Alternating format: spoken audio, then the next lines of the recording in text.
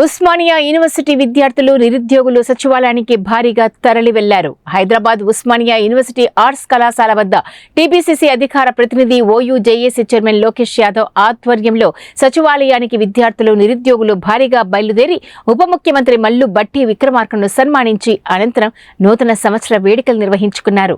ఈ సందర్భంగా లోకేష్ యాదవ్ మాట్లాడుతూ కాంగ్రెస్ పార్టీ ప్రజల పాలన ప్రభుత్వం.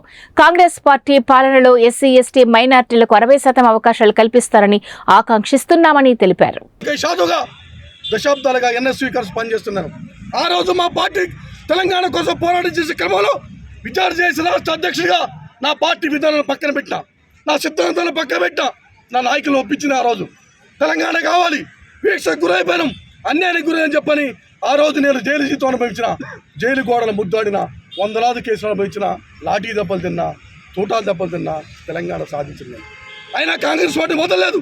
కాంగ్రెస్ పార్టీ సిద్ధాంతం కోసం కాంగ్రెస్ పార్టీ మా సోనియా గాంధీ, మా దేవత, మా తల్లి తెలంగాణ ఇచ్చిన తెలంగాణలో ఎక్కడ కూడా సామాజిక న్యాయం జరగల, ఎక్కడ కూడా అందరికీ సమాన పరిపాలన జరగల, వివక్ష అన్యాయం జరిగింది.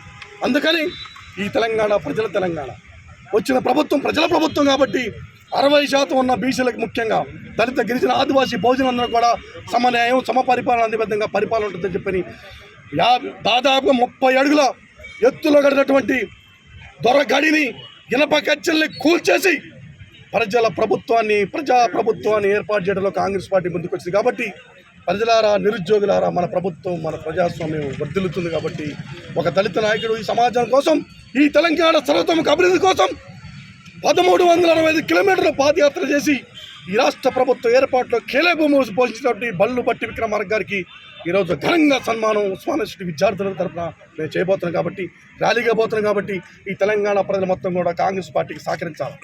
వచ్చిన ప్రభుత్వంలో మేము అందరూ భాగస్వాములు అవుతాం.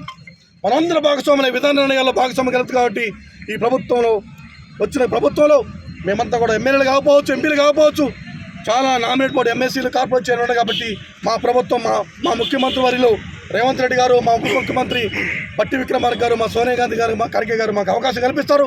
యువ నాయకులుగా ఇంకా 34 సంవత్సరాలు ఈ రాష్ట్రంలో రాజ్యంలో పరిపాలన చేసే వయసు మాకుంది. ఆ పరిపాలన అనుభవాన్ని ఈ కాంగ్రెస్ పార్టీ ద్వారా కల్పించి ఈ పేద ప్రజల అభివృద్ధి కోసం మేము ప్రయత్నం చేస్తామని చెప్పి మీ అందరికీ ఉస్మానియా యూనివర్సిటీ సాక్షిగా మీ అందరికీ మేము ప్రామిస్ చేస్తున్నాం. అందుకోసం ఈ ప్రజల ప్రభుత్వానికి మనందరూ సహకారం చేసి ఒక 5 సంవత్సరాలు కాదు 20 సంవత్సరాలు మన ప్రభుత్వం ఉండాలని చెప్పని మీ అందరికి కూడా పేరున నా హృదయపూర్వకమైనటువంటి ధన్యవాదాలు తెలుసుకుంటూ ఉస్మానియా యూనివర్సిటీ తరఫున మేమందరూ సచివాలయం పోతున్నాం. కాబట్టి మీరందరూ సహకరించాలని చెప్పి తెలియజేస్తున్నాను.